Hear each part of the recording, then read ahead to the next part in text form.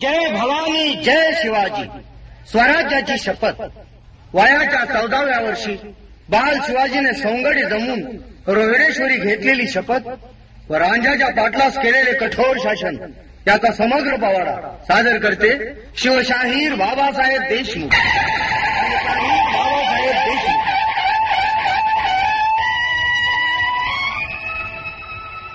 जय भवानी जय श्री जगदंबे. जय भवानी जय श्री जगदंबे. नमन तुझ आंबे करून प्रारंभे गपावर थापतून पुण्याचा गपावर थापतून पुण्याचा शाहीर हा महाराष्ट्राचा प्राण. शाहीर हा महाराष्ट्राचा प्राण. शिव प्रभूत गात गुणगान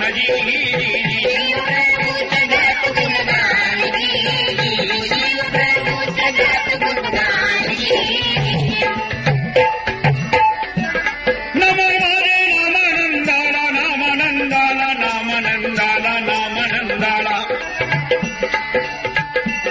नमन माझे रामानंदाला सोना मातेला पांडुरंगाला पांडुरंगाला. सांगली जिल्हा वाळवे तालुक्याला मुक्कामी मालेवाडीला शाहिरी साज चढविला. पूर्ण चढून शाहिरी साजाला शाहीर देशमुखात बोहाड्याला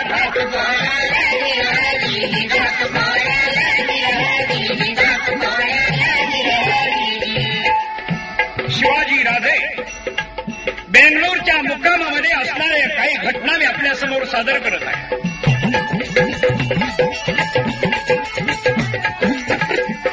शिवाजी राजांच्या वडिलांना म्हणजे शहाजी राजांना वय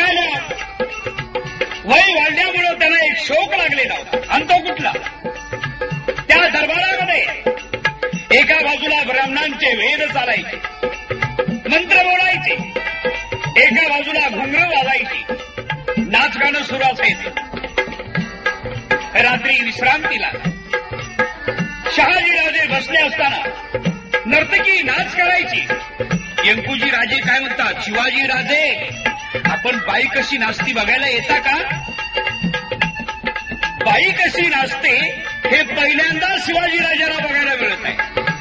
यंकुजी राजे, शंभू राजे आणि शिवाजी राजे चुरून बाईचा नाच बघायला बसलेले आहे.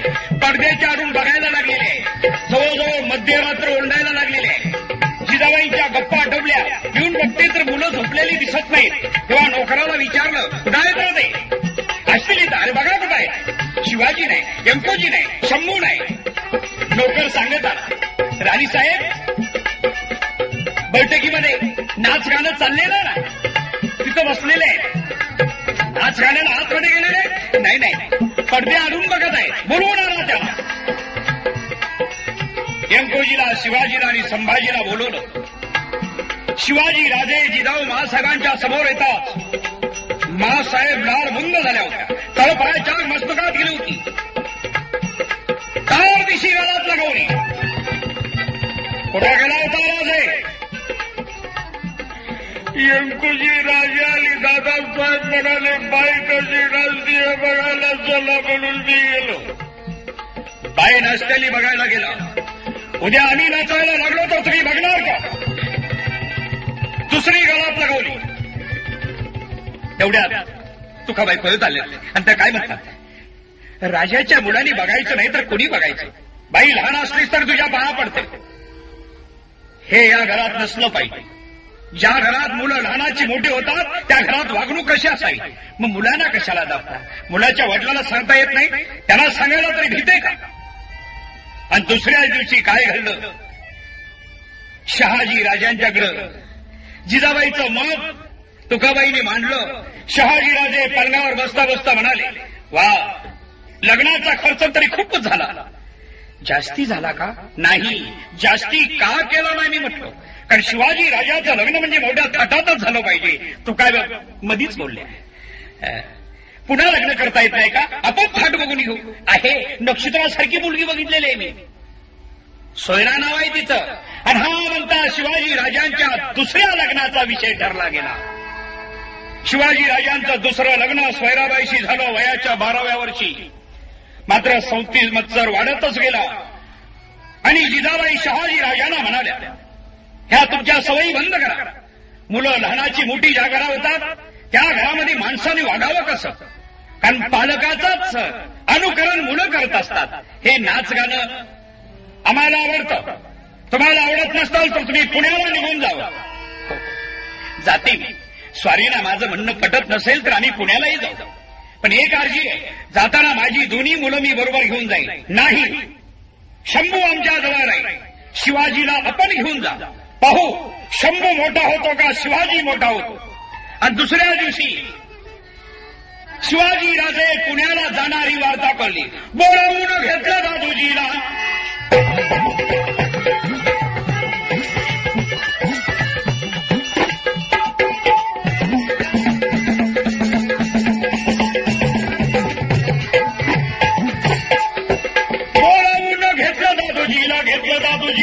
शहाजी राजे बोलले समयाला, दादोजी पुण्याची जहागिरी आम्ही शिवाजी राजांना बहाल करून टाकली. दादोजी काय म्हणत आहेत? राजे साहेबांना प्रणाम करा. भाग्यवानालाच असा वडील मिळत असतो. राजांनी पुण्याची जहागिरी तुम्हाला देऊन टाकली. शिवाजी राजांनी शहाजी राजाला नमस्कार केला. शिवाजी राजाला पोटाशी धरला आणि सांगितलं, दादोजी ही आमची दौलत आम्ही तुमच्या स्वाधीन केलेली आहे. वाढवा घडवा, शिवबाला मोठा करा. आणि जिजाबाई शिवाजी राजाला घेऊन पुण्याला परत आलेले आहेत. पुण्याची दोस्त मंडळी शिवाजी राजाला भेटायला आलेली. दोस्तांना कळलेलं आहे शिवाजी राजाचं दुसरं लग्न झालेलं आहे. ते म्हणतात, का राजे आपण आम्हाला टाकून लग्न केलं? आपणच मजा मारली नाही का? निंबाळकर आलेले, सई आलेले. सईने नमस्कार केला. 2 वर्षात सईमध्ये बदल झाला होता. जिजाबाई म्हणत आहेत, आता असा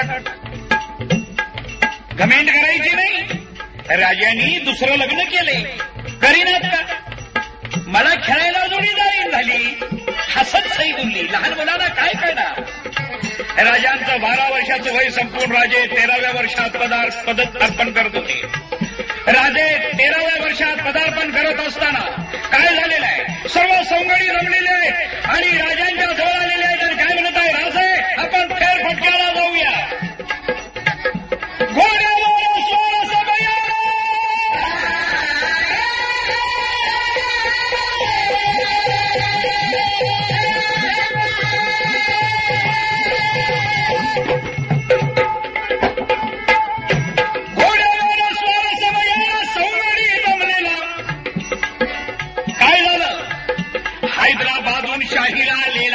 मुजरा केला जिजामातेला, मुजरा केला दादोजीला, शाहिरांनी अर्ज दिला. जिजाऊ मासाहेबांची सेवा करायची इच्छा आहे. लाल भाल्यात पोळ्याचा कार्यक्रम व्हावा. दादोजी जिजाऊ मासाहेबांना सांगितलं, हैदराबादवरून शाहीर आलेला आहे. शाहिराची इच्छा आहे तुमची सेवा करायला. जिजाबाईंनी सांगितलं, शाहीर पोवाडा म्हणणार असेल तर आज रात्री होऊन जाऊन द्या पोवाडा महालामध्ये. तिकडे डब खणखणायला लागलेला आहे, तुंतुण्याचे स्वर जोडायला लागलेले आहे, मंजिरीवाला आपली मंजिरी वाजवायला लागलेला आहे. शाहिरांनी डब हातात घेतला आणि शाहीर प्रथमता मुद्रा करून काय म्हणत आहे? प्रणाम कुलदेव मेरा.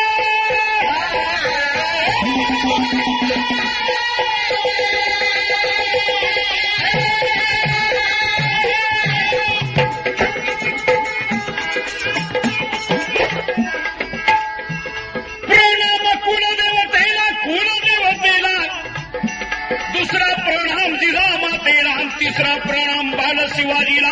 शाहीर काही बोलला नाही त्राता हिंदू धर्माला, नाही त्राता हिंदू धर्माला, नाही त्राता गाई ब्राह्मणाला. या देशामध्ये धर्मरक्षण करण्याकरता कुणीही जन्माला येत नाही. गाई कापल्या जात आहे, मंदिरं पाळली जात आहे, मशिदी बांधल्या जात आहे, मोंगलांनी रंगानाच सुरू केलेला आहे. आणि शाहिराने आपल्या पोवाड्यात विषय घेतलेला आहे. गत होता राणी पद्मिनीला, राणी पद्मिनीला राणी पद्मिनीला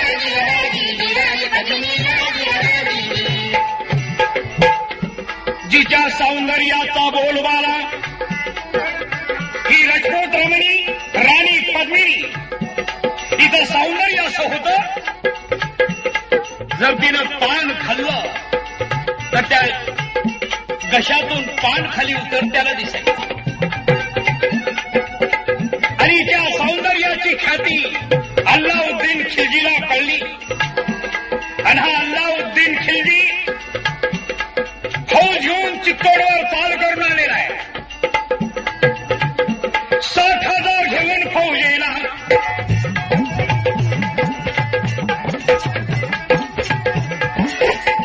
60,000 घेऊन फौज येला. अल्लाउद्दीन खिलजी आलेला, अल्लाउद्दीन खिलजी आलेला. कैद करण्या भीमसिंगाला, कैद करण्या भीमसिंगाला. पिंडाला पडलं बुरधाला, पडलं बुरधाला.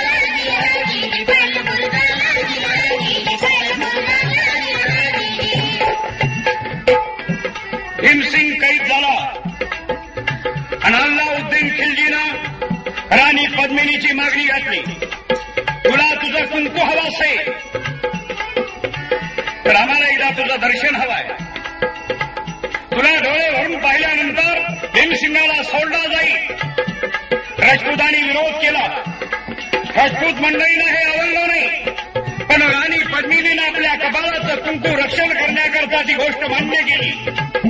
अल्लाउद्दीन खिलजीला मोठं समाधान वाटलं आणि तो राणी पद्मिनीचं सौंदर्य बघण्यासाठी आलेला आहे. महालामध्ये येऊन बसलेला आहे. तो मखमली पडदा बाजूला झाला आणि त्या आरशामध्ये राणी पद्मिनीचं प्रतिबिंब त्याला दिसलं. ते सौंदर्य, ते कुरळे केस. तिला बघितल्यानंतर या अल्लाउद्दीन खिलजीची विषारी भावना तयार झाली आणि त्यांनी काय केलं, तडक मागणी घातली. राणी पद्मिनी जर मला देऊन टाकली तर हे राज्य तुम्हाला दिलं जाईल, नाहीतर याचा एकही राजपूत जिवंत राहणार नाही. हे शब्द ऐकल्यानंतर कुठला राजपूत गप्प बसे. राजपूतांच्या हाताच्या मुठ्ठी वळला गेला. गरगरा फिरवी करते.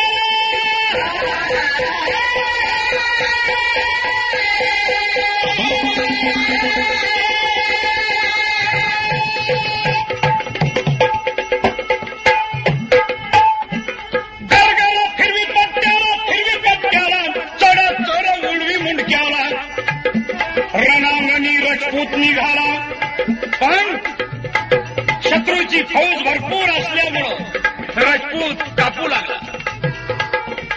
रणांगणात त्यांचे तुकडे होऊ लागले. राणी पद्मिनीच्या लक्षात आलं आणि तिनं गडावर असणारे राजपूत, किल्ल्यात असणारे राजपूत रणांगणात पाठवायचं ठरवलं. पण ते कसे, मेले सजले गेले. मेल्याला पडदे होते आणि राणी पद्मिनी अल्लाउद्दीन खिलजीला भेटायला येत आहे असा निरोप पाठवून 300 मेला बाहेर पडला. आणि या प्रत्येक मेळ्यामध्ये 3-3 राजपूत बसले होते. पुन्हा कपाकपी सुरू झाली, पण नाही येस आला हा तारा, नाही येश आला हा तारा. शिवाजी राजे हा शाहिराचा पोहर ऐकायला बसलेले आहेत. हाताच्या मुठ्ठी वळायला लागलेल्या आहेत, छाती फुगायला लागलेली आहे. अल्लाउद्दीन खिलजीचा अत्याचार ऐकायला लागलेले आहे. राजपूत स्त्रीला कळलं की फौज आपल्या किल्ल्यात घुसायला लागलेली आहे. आता आपल्या शरीराला स्पर्श करणार, आपलं सील घोट करणार. मग या राजपूत स्त्रियांनी काय केलं, अग्निकुंड पेटवला आणि अग्निकुंड पेटवून पिवळी वस्त्र परिधान केली आणि काय केले, धडा धडा टाकी ती उड्या जोहार केला जी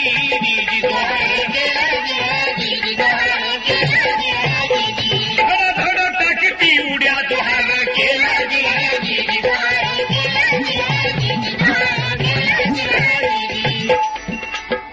हे शब्द ऐका शिवाजी राजे ताड दिशी उठून उभे राहिले. डोळ्यातले आसू पुसले आणि शिवाजी राजे निघणार एवढ्यात मासाहेब म्हणाला, शिहुबा कुठं निघाला. नाही मासाहेब, हे पोळ आम्हाला ऐकवशी वाटत नाही. केवढा अत्याचार, केवढा बलात्कार. शोभा, ऐकताना तुम्हाला वाईट वाटतंय. अरे बाबा, हे रजपूत रमणी लांब गेली, पण आमच्या जाऊबाईला मोहब्बत खानाने पळवू नये की नेलं तर काय केलं तुमच्या बापाने? मास आहे हे किती दिवस चालणार? बंद करणारा जोपर्यंत नाही तोपर्यंत आम्ही हे बंद करू. आणि इथूनच राजांच्या हाताच्या मुठ्ठी वळल्या. इथून पुढं राजांचं खेळणं बंद झालं आणि राजे एक एक सवंगडी आपल्या जवळ करू लागले. एक एक सवंगडी घेऊ लागले. राजे घोड्यावर स्वार होऊ लागले आणि राजे फेरफटक्याला जाऊ लागले. राजे फेरफटक्याला गेल्यानंतर घोड्यांच्या टापाचे आवाज येताच लोक पळून जायचे. आले मोंगल आले, आमच्या मुली लुटायला आले म्हणून पळून जायचे. पण आता घोड्याच्या टापाचा आवाज आला की आता मात्र लोक जवळ यायचे. आपला राजा आला, आपला शिवाजी राजा आला, आपला बाल शिवाजी आला. लोक जवळ यायचे आणि राजे त्यांची खुशाली सुखदुःख विचारायचे. आणि राजे फेरफटक्याला जात असताना येसाजी, बाजी ही मंडळी राजांच्या जवळ येऊ लागली.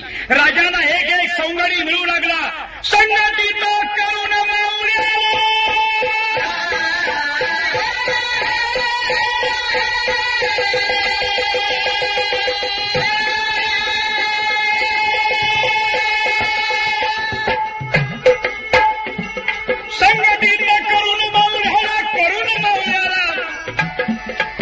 राजांनी मावळे संघटित केले.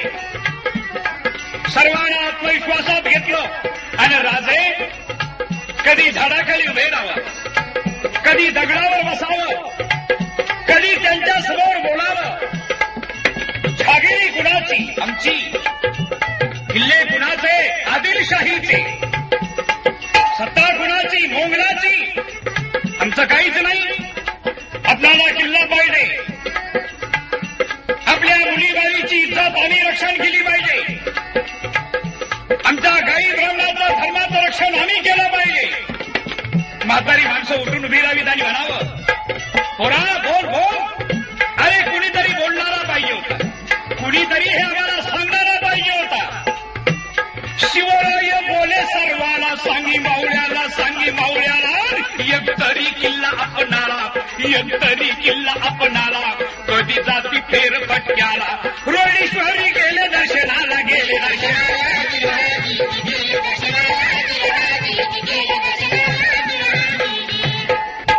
रायरेश्वराच्या दर्शनाला महाराज गेलेले. शंभो महादेवाच्या मंदिरात गेल्यानंतर राजे काय म्हणत आहे? शंभो महादेवा, शक्ती द्या मला. सर्व मावळ्यांना जवळ बोलवलं. राजांनी आपली करवळी कापली, शंभो महादेवाच्या पिंडीवरती धरली, रक्ताचा अभिषेक घातला, बेल हातात घेतला आणि सर्वांनी ठरवलं, जगायचं तर स्वराज्यासाठी, मरायचं तर स्वराज्यासाठी. हिंदवी स्वराज्य व्हावं ही श्रीची इच्छा आहे.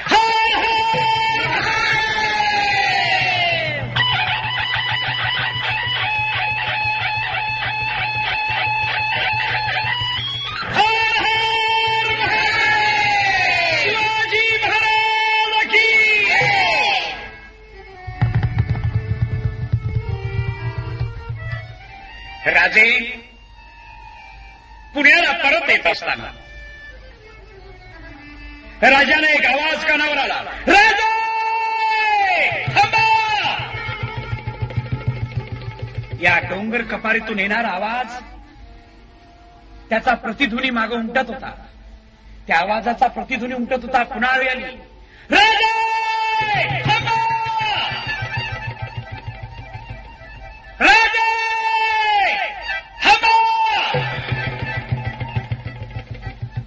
राजाने घोड्याचा लगाम खेचला, हात उंचावला. पाठीमाग 25 साल घोड्यावर असणारे त्यांचे सोंगडी तेही थांबले गेले. तो म्हातारा माणूस पळत येत आहे. येता येता ठेचकळला, पडला, पुन्हा उठलेला आहे, पळत आलेला आहे. राजे पाय उतारले, म्हणजेच घोड्यावरून उतरले. तो माणूस पळत येणारा, साठी वलंडलेला, घाम्या घुंग झाला होता. पिकलेले केस, डोक्याला पडलेलं टक्कल, राजांचे पाय घट्ट धरले आणि काय म्हणत आहे, राजा ती खलास चालू रे राजा, ती खलास. राजा राजा माझं सगळं काय लुटलं गेलं ना राजा, माझं सगळं काय लुटलं गेलं. न रडता सांगा काय घडलं ते. राजा काही घडलं नाही म्हणून विचार राजा. अजी तर मी बांधपुरी पाण्याला गेली होती, पाण्याला गेली होती. दिवसा ढवल्या माझ्या पुरीला पळवून नेले, तिचं सर्वस्वी लुटलं रे. माझी पोरगी माझ्यापासून दूर गेली रे. मी मुली विना पार का झालो राजा, पार का झालो. राजांच्या हाताच्या मुठ्ठी वाढल्या. कोण आहे तो? राजा कुंपणानं शेत खाल्लं रे बाबा, कुंपणानं शेत खाल्लं. कोण आहे? गावचा पाटील. येसाजी राजा जा आणि पाटलाला घेऊन या. येसाजीला आज्ञा मिळताच येसाजीनं घोड्याचा लगाम खेचला आणि टाच मारली.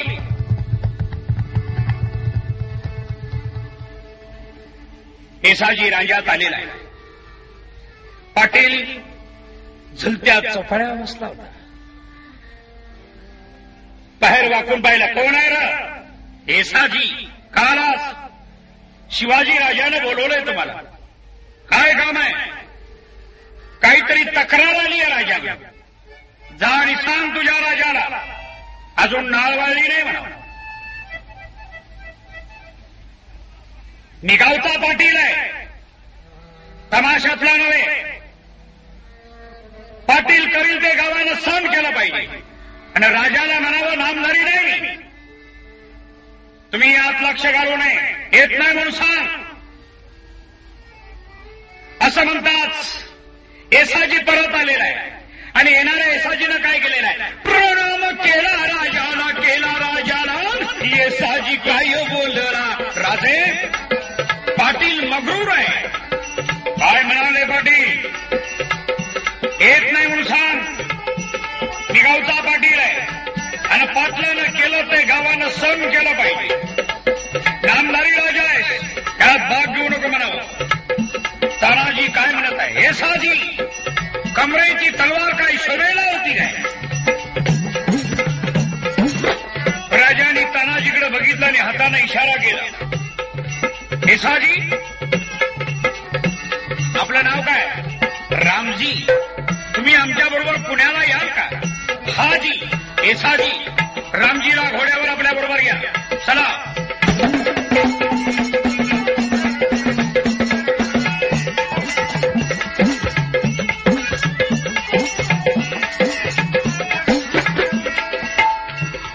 राजे पुण्याला निघालेले आहे.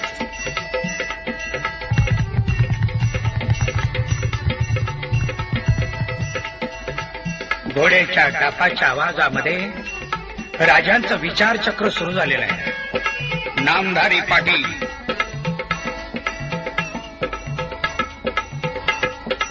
नकली राजा, या पाटलाचं काय करायचं? राजे पुण्यामध्ये येऊन पोहोचले आणि राजे घोड्याच्या पागेकडे येताना पाहतात पागेचा पारेकरी आला नाही. त्यांनी राजांना मुजरा केला. राजे काय म्हणत आहे? येसाजी 40 घोडे स्वार बरोबर घ्या. राजाला जा, पाटलाचे हातपाय बांधा आणि पाटील आमच्या समोर सकाळी हजर करा. असं म्हणतात येसाजीचे भाऊ स्फुरण पावले. चरचरावरून मुठ्ठीला